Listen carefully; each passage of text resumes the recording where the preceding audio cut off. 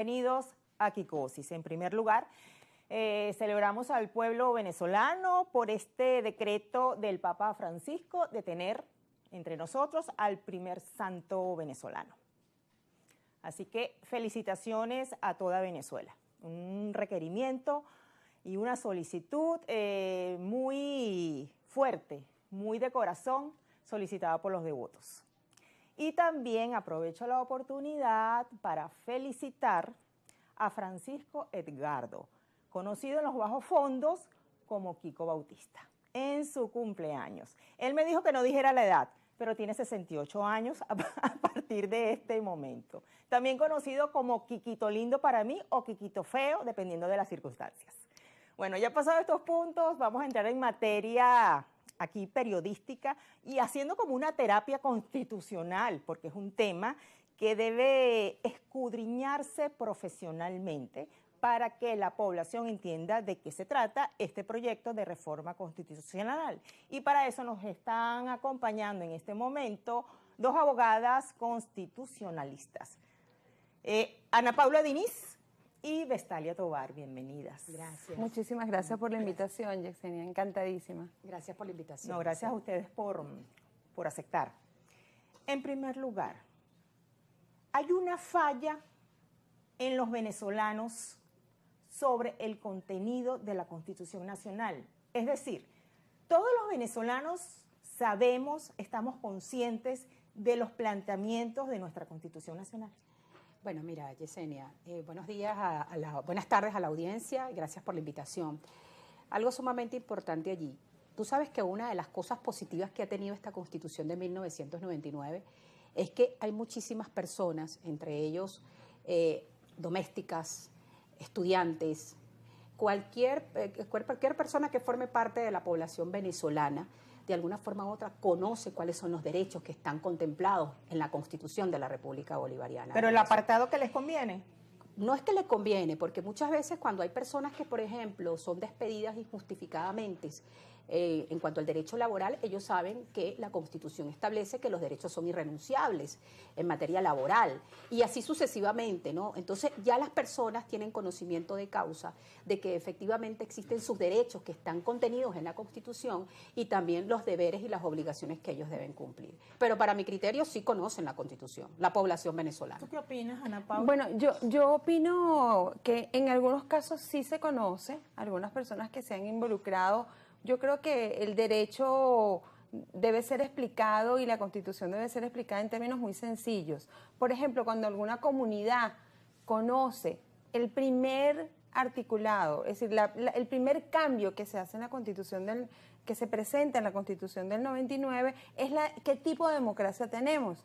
Y la Constitución, el constituyente, hay que ir incluso a las discusiones en la Constituyente, determinó que este es un Estado social de derecho, de justicia y además democrático, participativo y protagónico. Por lo tanto, yo creo que sí hay mucha gente, se ha politizado el país de alguna manera. Yo creo que desde la entrada del presidente Hugo Chávez, podría decirse, se politizó un poco, aunque en este momento también la gente está un poco cansada, quiere cosas más reales, que esa Constitución o cualquier ley vaya a su vida realidad, a su día a día, a resolver sus problemas. Yo creo que eso es lo más importante. Sí, tú sabes que al tocar este tema de reforma constitucional, tengo como un déjà vu. ¿Por qué? Porque cubrí lo que es la Asamblea Nacional Constituyente en 1999 y teníamos a muchos especialistas previo a la convocatoria hablando de lo que significa esto. Y luego, en el 2007, sobre este proyecto de reforma impulsado por el entonces presidente Hugo Chávez, que fue negado en referendo. Pero después revirtieron un poquito la cosa y muchos de esos artículos se cumplieron y se aprobaron vía enmienda. Ahora bien, para arrancar e irnos a lo concreto, son 4 puntos establecidos, propuestos por el presidente Maduro para reformar la Constitución Nacional. Hay uno de ellos que es bastante polémico y se presta a diversas interpretaciones. Entonces, vamos a conocerlo y también saber la interpretación que ustedes como abogadas hacen de eso. Sí, bueno, nosotros tenemos aquí algunas declaraciones, me tomo pido permiso en el programa para leerlo. No, adelante, aquí no tenemos esa rigidez. El presidente Maduro el 15 de este mes, presentó en la Asamblea Nacional, en el Congreso de Angostura, se estaba celebrando una celebración del Congreso de Angostura, el proyecto, algunos puntos sobre el proyecto de la reforma, que podemos resumirlo en 4 puntos. Vamos al primero.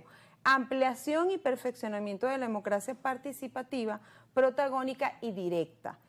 Es un empeño para construir un nuevo sistema de Estado democrático e incorporar el poder comunal, social y popular.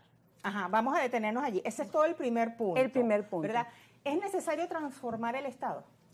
Mira, tú sabes que cuando nosotros hablamos de la Constitución en el 343, te habla muy claramente de que la reforma constitucional procede siempre y cuando la transformación del Estado es procedente sin alterar los principios constitucionales y fundamentales. Esos principios constitucionales están en los artículos 2 y 3 de la Constitución. ¿Cuáles son esos principios? Entonces, en el artículo 2 está el principio del Estado democrático y de justicia social, incluso que acaba de hacer mención Ana, en donde se permite una participación protagónica entre lo que es el particular con el Estado, principio de responsabilidad, pero también está la parte de la justicia social, está la equidad, darle a cada quien lo que le corresponde en partes iguales, está la seguridad jurídica, está la paz social. Entonces, este principio que está establecido en el artículo 2 de la Constitución, es importante hacer del conocimiento a la audiencia que son principios constitucionales que tienen que ser realmente profundizados, y en cuanto a la modificación o cambio tiene que ser a través de una constituyente.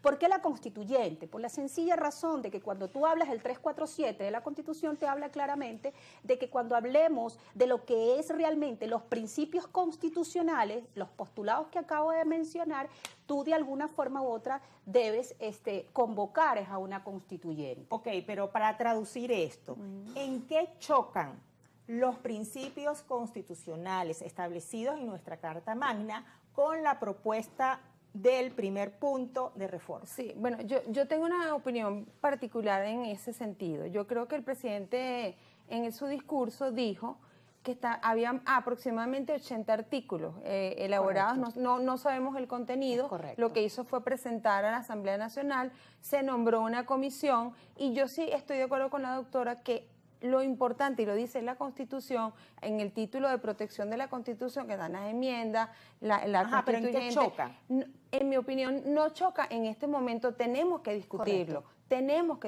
por eso yo propongo a todos los actores, al presidente de la República, quienes presentan esta propuesta, que se incorporen todas las discusiones, que eso va a ser en la Asamblea Nacional, y el nombre de una comisión presidencial, para que todos los actores puedan aportar y decir, porque hay distintas opiniones e interpretaciones en cuanto a una reforma. Es decir, que no se remita la discusión a la dirigencia política. Que no se remita, en mi opinión, no debe remitirse, porque ahí debe participar, por ejemplo, la sociedad civil, debe participar lo gremial, debe participar el empresario, todos los gremios de empresa privada, todos los actores sociales y todos los actores del país tienen el derecho de participar, y yo creo que, supongo yo, y debe ser la intención, para que esta reforma, además esta reforma va a ir a una aprobación del pueblo, es decir, tenemos que recordar eso, no solamente cuando hay otros procesos que tienen que ver con la protección. Quiero reafirmar esto, hay este articulado al que se refiere el presidente en su discurso, y esta presentación está basada en esos títulos de la Constitución, de la Constitución, que es del 342 al 346. Mi llamado esencial es que debe incluirse a todos los factores y sea lo más amplia posible, para que haya escuchado que sí va a haber una discusión. Claro, no conocemos primeramente el contenido exacto de esos 4 puntos y los 80 artículos. Y la convocatoria, así es. La convocatoria, creo que son 80 o 88, bueno, 80, eso es lo de menos. Y tampoco se conocen quiénes van a ser los actores que van a ser convocados para discutir. Tú nombraste a la Asamblea Nacional Constituyente. Y wow, en esta conflictividad política que hemos tenido desde hace 25 años, nada más el nombrar esa figura crea así como, ay, otra vez. Sí, fíjate que algo sumamente importante, volviendo otra vez a los postulados constitucionales, a mi criterio, cuando él habla de esa ampliación, cuando él habla de esos principios constitucionales, es que él va a implementar la justicia de paz en los artículos 2 y 3 de la Constitución. Okay. Con la justicia de paz nos quedamos porque debemos hacer el primer corte aquí en Kikosis. Regresamos enseguida.